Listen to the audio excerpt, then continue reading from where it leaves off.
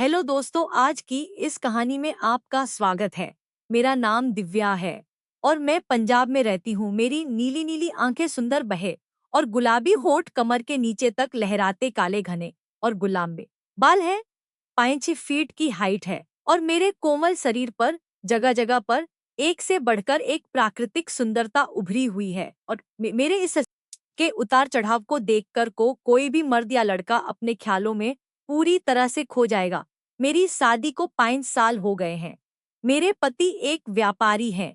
पैसे की वजह से वह अपनी पसंद की कोई भी चीजें बिना नहीं रह सकते, चाहे वह कोई चीज हो या कोई महिला हो या लड़की, जिसे भी वह पसंद करते उसे किसी भी तरह हासिल करके ही रहते हैं और उसके साथ संबंध भी बनाते हैं। मेरे पति घर पर कम और बाहर ज्यादा समय बिताते हैं, इसलिए वे घर में ज्यादा नहीं रहते। इस कारण मैं भी उनसे कम नहीं हूँ। मैंने भी अपनी जिंदगी में बहुत मस्ती की है। हमने अपने घर में एक नौकर रखा था। अचानक उसे नौकर को घर जाना पड़ा, तो मैंने उससे कहा, तुम घर जा रहे हो तो यहाँ का काम कौन करेगा?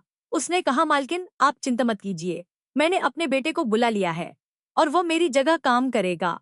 मैंने पूछा, उसे काम काम करना आता है? वो बोला, मालकिन मेरा बेटा बहुत अच्छा काम करता है। गर्मी की छुट्टियों में उसका बेटा गांव से हमारे घर आ गया।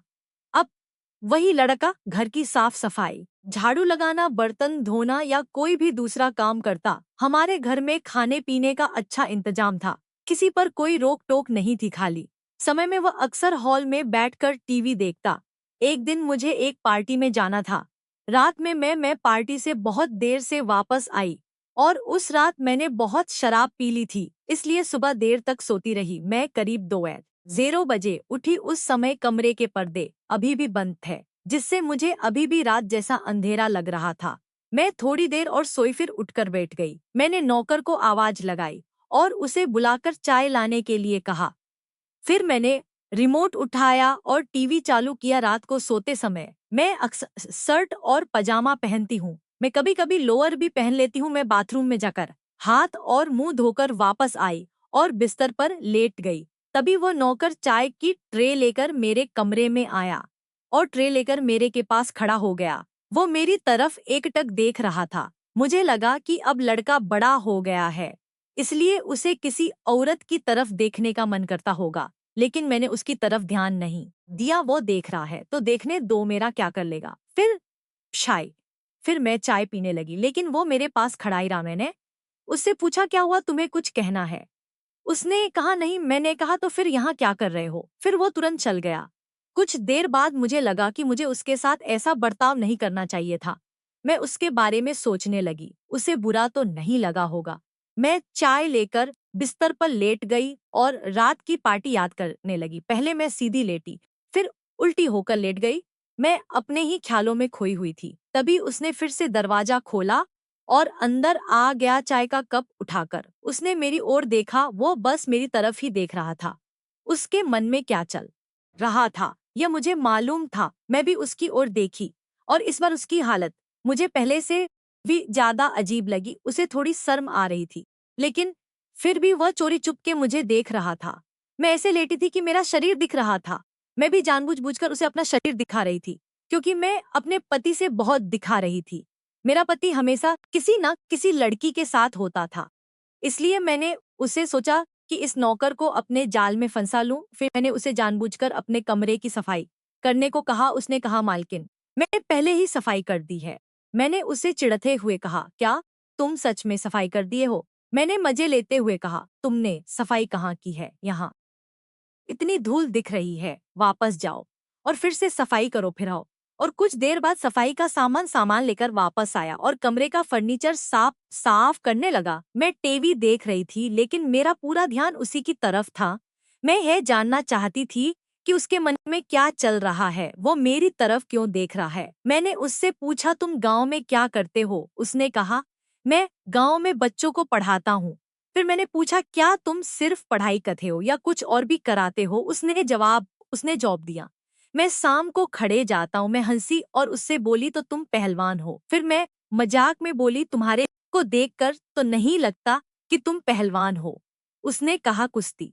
में शरीर नहीं बनता, ताकत आती है। मैंने अभी अभी शुरू किया है। फिलहाल मैं सिर्फ अखाड़े की मालिश करता हूँ, ट्रेन साफ करने और गायों का दूध निकालने का काम करता हूँ। मैंने पूछा, क्या तुम्हें अच्छी मसाज करता है? उसने कहा, हाँ, मैं बहुत अच्छी मसाज कर लेता हूँ। उस्ताद जी सिर्फ मुझसे ही अपनी मसाज करवाते हैं। मुझे लगा कि ब्यूटी पार्लर में मैंने बहुत सी औरतों से मसाज करवाई है, लेकिन किसी मर्द से सभी मसाज नहीं करवाई। मुझे लगा कि अगर यह मुझे मसाज तो कितना आराम मिलेगा। मैंने उससे पूछा, तुम्हारा नाम क्या है? उसने कहा, मेरा नाम कमल है। मैंने उससे पूछा, कमल, क्या तुम मेरी मसाज कर सकते हो जैसे तुम अपने उस्ताद की करते हो? ये सुनकर वह शर्म से लाल हो गया और कहने लगा, मैडम, मैं आपकी मसाज कैसे कर सकता हूँ? आप एक महिला है। मैंने कहा, मैं महिला हूँ तो क्या हुआ, जाओ किचन में तेल की बोट की है, उसे लेकर आओ और मेरी मसाज करो। वो वहीं खड़ा रहा और कुछ बोल नहीं रहा था। फिर मैंने कहा, अगर तुम मेरी मसाज नहीं करना चाहते तो तुम मत करो, जाओ और अपना काम करो। वो अब मानो किसी कस में फंस गया था। वह सोच रहा था कि अगर उसने मालिश की तो उसे गोरे शरीर को छूने का मौका मिलेगा। कुछ देर तक वो वैसे ही खड़ा रहा। फिर मैंने उससे कहा, तू किस चीज का इंतजार कर रहा है? जा और तेल की बोतल लेकर आ। वह किचन में गया और जतन तेल की बोतल ले आया। मुझे भी कई दिनों से मसाज नहीं मिला था और मेरा शरीर अकड़ गया था। मैं सीधा लेट गई और वह मेरे पैरों के पास आकर बैठ गया। वह मेरी ओर देख रहा था और उसकी ओर देख रही थी। दोनों के मन में एक अजीब सी हलचल थी। मैं सोच रही थी कि मेरे शरीर की मालिश करते करते वह अपने पर काबू नहीं रख पाएगा और मेरा काम हो जाएगा। इतने जवान लड़के के साथ मैंने पहले कभी मसाज नहीं करवाई थी। मुझे भी थोड़ा अजीब लग रहा था कि क्या वह यह सब कर पाएगा। वह तो जवान है, लेकिन क्या वह पूरी तरह से एक आदमी बन गया होगा या नहीं? वह भी शायद इसी तरह कुछ सोच रहा होगा। वह सोच रहा था कि वह मैडम के गोरे शरीर को कैसे छुए। अगर उसका हाथ मैडम के गलत हिस्से पर लग गया तो क्या होगा? जब हम दोनों कुछ देर तक चुपचाप एक दूसरे को देख रहे थे, तब मैंने अपना पैर उठाकर उसकी गोद में रख दिया और कहा, अच्छे से शुरू करो। उसने अपने हाथ में तेल लगाया और पैर मेरे पैरों को धीरे धीरे मसलने लगा।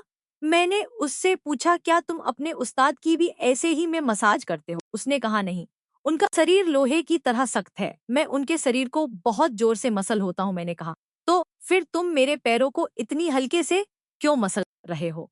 उसने कहा, आप एक औरत हैं और आपका शरीर पहले से ही बहुत नरम है, इसलिए मैं धीरे धीरे मालिश कर रहा हूँ। फिर मैं हंसी और बोली, मुझे भी जोर से मसाज करो। उसने पहले मेरी ओर हैरानी से देखा, फिर धीरे से मुस्कुराया। उसकी हंसी में थोड़ी सी शर्म और कुछ बड़ी उम्मीद थी। मैंने कहा, सिर्फ हाथ पैर नहीं, ऊपर तक मसाज करो। उसने अपने हाथों पर तेल लगाया और मेरे घुटनों की मसाज करने लगा।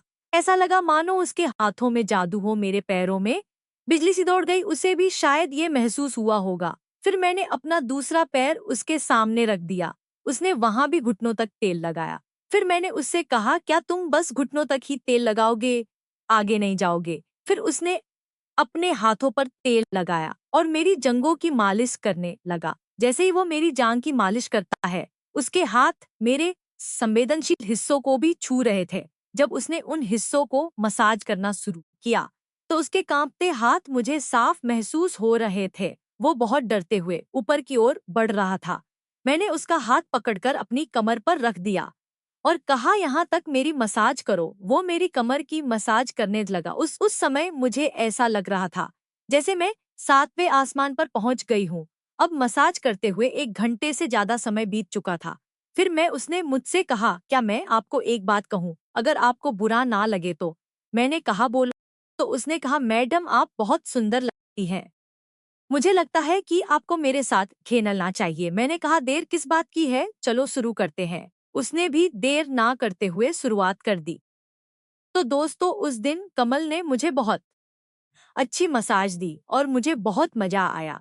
तो दोस्तों, यह थी हमारी आज की छोटी सी कहानी। आपको यह कहानी कैसी लगी, कमेंट करके जरूर बताएं। अगर आपको यह कहानी पसंद आई हो तो लाइक करें और अपने दोस्तों के साथ शेयर करें। आगे भी ऐसी ही रोमांचक कहानियां पढ़ने के लिए हमारे चैनल को सब्सक्राइबर करें, बेल आइकन दबाना ना भूलें ताकि आप मेरी कोई कहानी मिस ना करें। धन्यवाद।